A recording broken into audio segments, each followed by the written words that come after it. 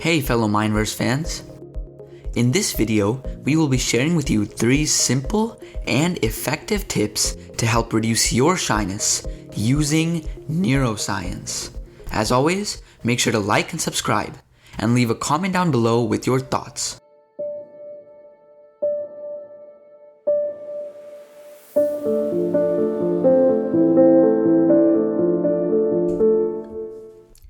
Now, before I get into the tips, I'd like to quickly shed light on an important point. Being shy is not at all a negative thing. In fact, there can be quite a few benefits. You'll come to learn this in some of my tips. We've all been shy at some point in our lives, and of course, it's a result of our brain's wiring. That's exactly why we're here together as a community to use neuroscience and rewire our brain. So without further ado, let's get right into the tips. Number 1, don't make shyness your personality trait. A lot of times, you'll see that people who tend to be shy are constantly putting themselves down and saying things like, "I'm a very shy person," or "I wish I weren't so shy," or "I can't talk to people confidently."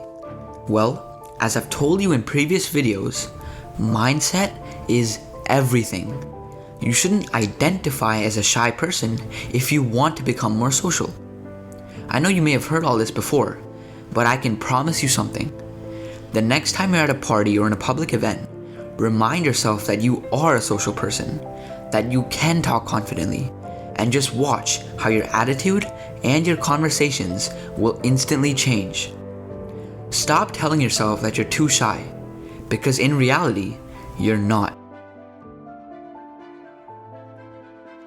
Tip number 2, let your close friends and family help you.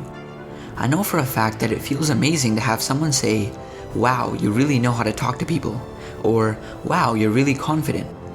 But often the reason people end up putting themselves down for being shy, the way I talked about in tip number 1, is because they're used to others putting them down as well. For example, maybe you have another family over for dinner. Even if you're a little hesitant to speak, it is often discouraging to hear a family member say, "Oh, he's a little shy." That's why it's important to have a conversation with them and let them know that you're trying to work on it. Maybe all you need is a little motivational push, like your mom telling you to be brave and go up to someone, and maybe give them a compliment next time.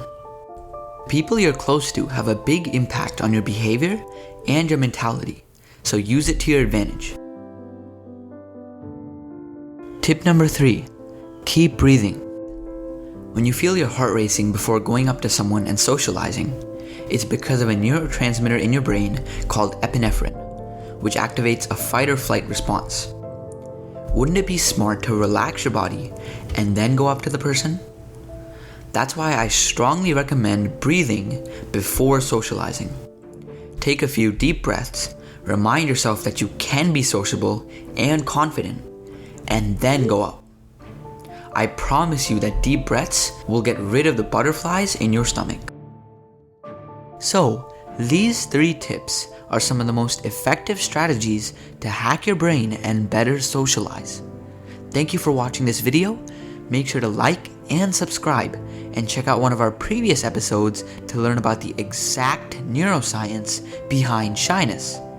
See you in the next one.